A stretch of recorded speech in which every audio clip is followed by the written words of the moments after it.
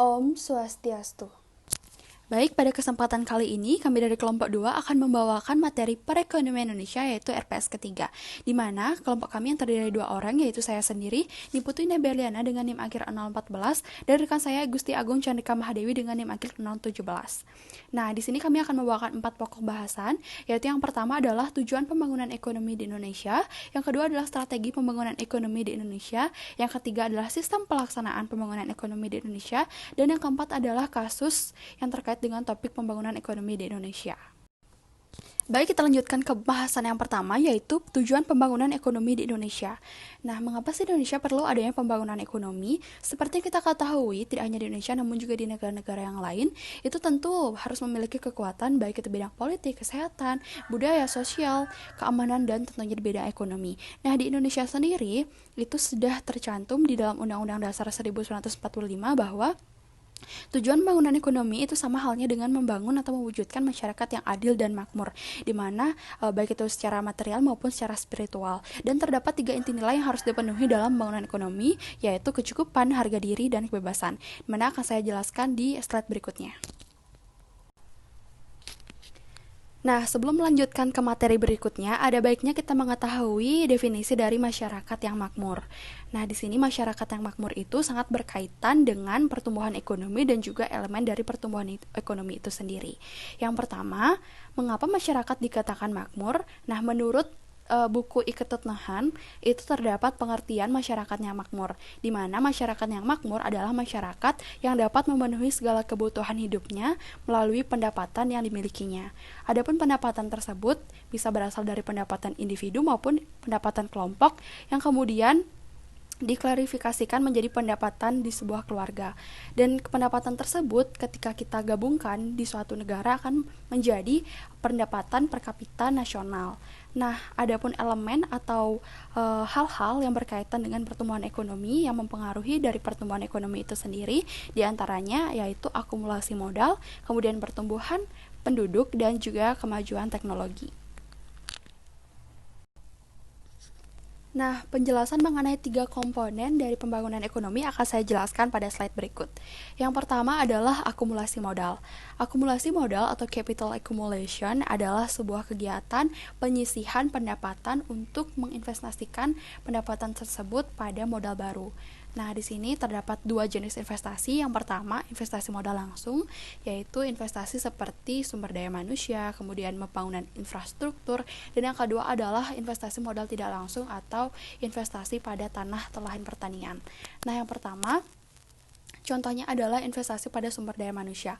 Nah, di sini akumulasi modal itu berkaitan dengan bagaimana kualitas sumber daya manusia itu dapat ditempa sehingga bisa menghasilkan angkatan kerja yang berkualitas.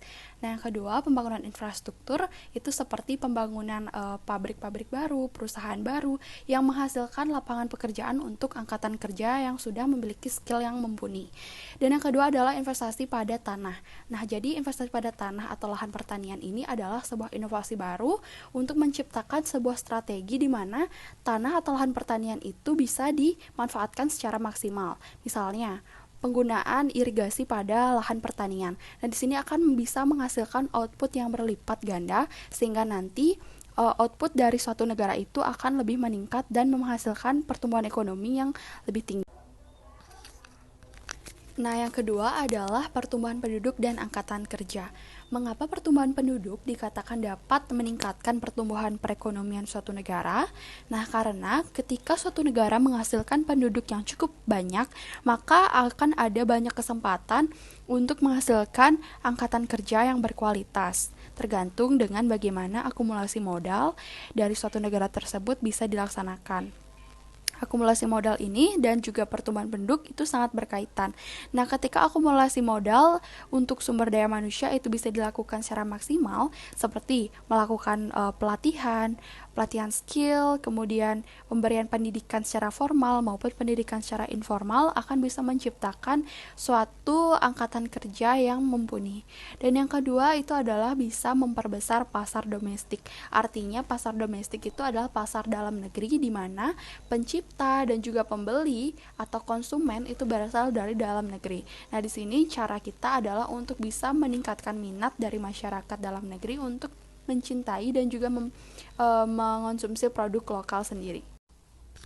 Yang ketiga adalah kemajuan teknologi. Nah, kemajuan teknologi tentu akan mendukung suatu pertumbuhan perekonomian di suatu negara. Terdapat 3 jenis kemajuan teknologi. Yang pertama adalah kemajuan teknologi yang bersifat netral. Netral di sini artinya tidak mengurangi sama sekali tenaga kerja dan juga modal yang digunakan, namun memaksimalkan input yang ada untuk menghasilkan output yang lebih tinggi.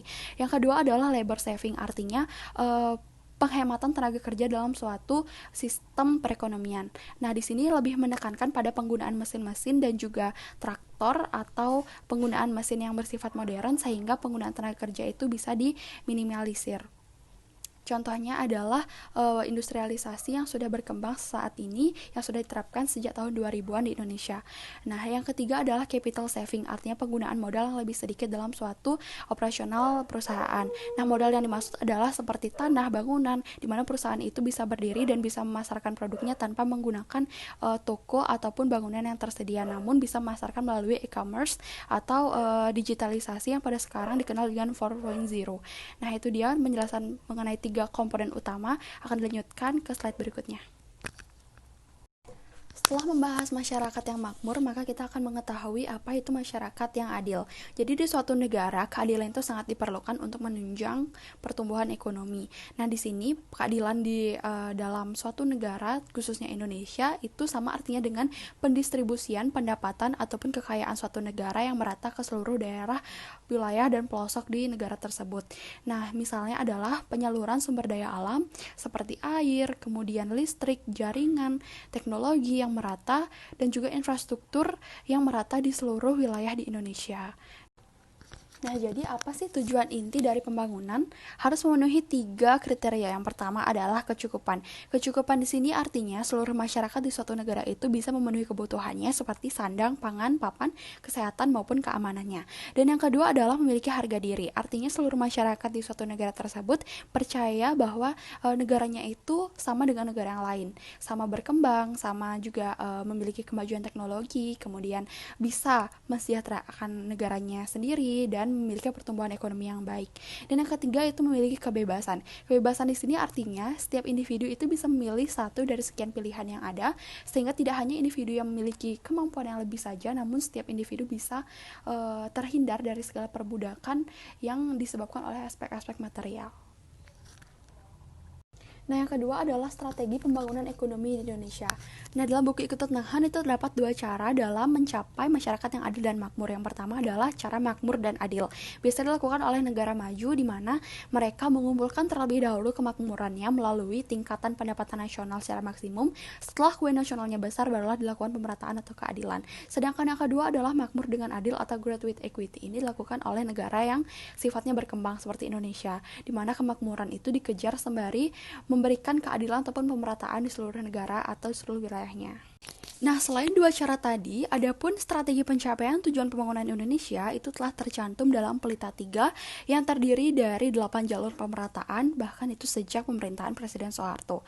Namun di tahun 2020 ini, Kemenkeu atau Kementerian Keuangan Republik Indonesia telah mencetuskan 3 strategi untuk pembangunan Indonesia ke depannya. Nah, yang pertama itu adalah penguatan neraca perdagangan. Artinya Indonesia berusaha untuk meminimalisir adanya impor dan memaksimalkan ekspor di pasar dunia. Kemudian yang kedua adalah penguatan permintaan domestik. Artinya Indonesia itu masyarakatnya digenjot untuk mencintai produk lokal dan lebih mengonsumsi produk-produk dalam negeri dibandingkan produk impor. Kemudian yang ketiga adalah transformasi struktural. Artinya di sini Indonesia perlu melakukan revitalisasi industri pengolahan, baik itu transformasi sektor jasa, pertanian, pembangunan infrastruktur berkelanjutan ataupun hilirisasi pertambangan. Baik, demikianlah pembahasan materi pertama dan kedua dari saya. Untuk materi berikutnya akan dijelaskan oleh rekan saya Chandrika. Terima kasih. Baik, di sini saya akan melanjutkan presentasi dari rekan saya, yaitu mengenai sistem pelaksanaan pembangunan di Indonesia. Setelah kita membahas mengenai tujuan dan juga strategi pembangunan ekonomi di Indonesia, sekarang kita akan membahas mengenai sistem pelaksanaan pembangunannya, di mana pelaksanaan pembangunan ini merupakan implementasi dari rancangan-rancangan yang telah kita buat sebelumnya guna mencapai tujuan pembangunan ekonomi di Indonesia. Sebelum berlanjut ke materi, di sini saya akan memaparkan sekilas mengenai krisis ekonomi yang pernah terjadi di Indonesia pada masa pemerintahan Soeharto, di mana krisis ekonomi yang terjadi pada pertengahan tahun 1997 ini menyebabkan pertumbuhan ekonomi menjadi terhenti dan juga inflasi menjadi semakin tidak terkendali. Akibatnya, berbagai bentuk kesenjangan ekonomi pun terjadi, seperti kemiskinan dan juga kurangnya pemerataan pembangunan yang terjadi di berbagai wilayah di Indonesia. Selain itu, korupsi yang dilakukan oleh oknum-oknum pemerintah pun tidak luput menjadi penyebab dari adanya krisis ekonomi ini. Pengalaman saat krisis moneter dan juga pengalaman pahit dalam pembangunan ekonomi yang pernah terjadi sebelumnya seharusnya menjadi pembelajaran bagi kita untuk lebih memperhatikan proses dan cara dalam mewujudkan pembangunan ekonomi di Indonesia. Hal ini karena apabila kita salah dalam mengambil langkah, maka akan berakibat fatal terhadap pertumbuhan ekonomi di negara kita. Nah, secara normatif, untuk menciptakan suatu pembangunan ekonomi yang kuat dan juga sehat, haruslah berlandaskan dengan aturan main yang jelas, etika dan moral yang baik, serta menjunjung tinggi hak asasi manusia. Di masa yang akan datang, pembangunan ekonomi di Indonesia akan menghadapi dua tantangan utama, yaitu globalisasi dan juga desentralisasi. Untuk itu, Indonesia harus bersiap dalam meningkatkan daya saing industri nasional melalui peningkatan efisiensi dan juga pembangunan keunggulan kompetitif guna memperkuat ekonomi bangsa. Selain itu, Indonesia juga harus melaksanakan proses desentralisasi ekonomi secara bertahap untuk memanfaatkan setiap sumber daya yang ada di berbagai daerah agar nantinya terjadi pertumbuhan ekonomi yang merata dan juga serempak di berbagai wilayah di Indonesia. Hal ini untuk meminimalisir terjadinya kesenjangan ekonomi, terutama yang diakibatkan karena perbedaan kondisi geografis yang ada di seluruh wilayah Indonesia. Untuk merealisasikan hal tersebut, perekonomian yang dibangun haruslah merata di berbagai daerah dengan mencerminkan peningkatan peran daerah dan juga pemberdayaan seluruh rakyat.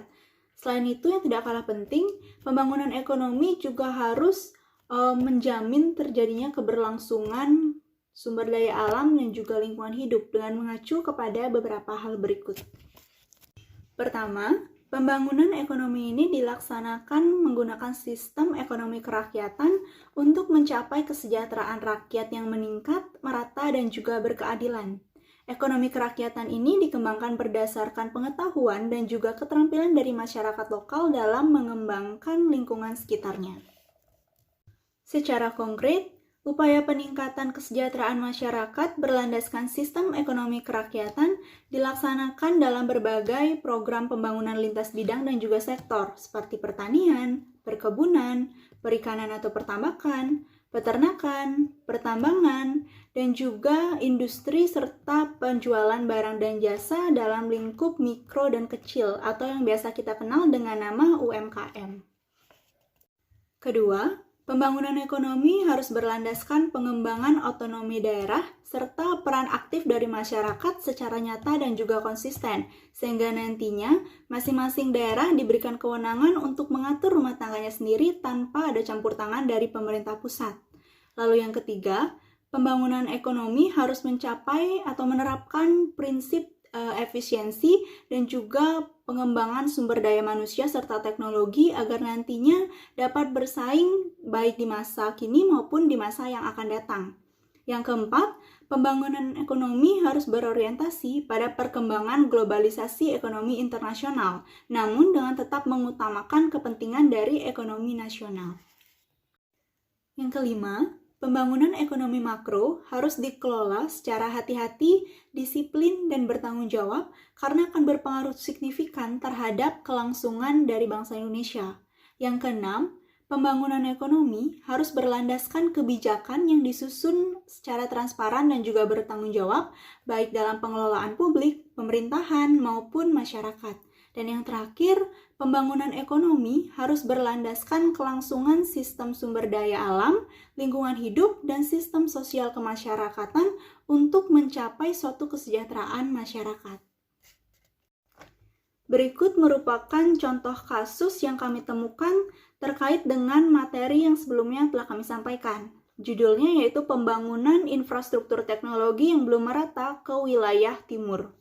Sebenarnya, kasus-kasus pembangunan infrastruktur teknologi yang belum merata ke seluruh wilayah Indonesia ini bukanlah kasus yang baru lagi.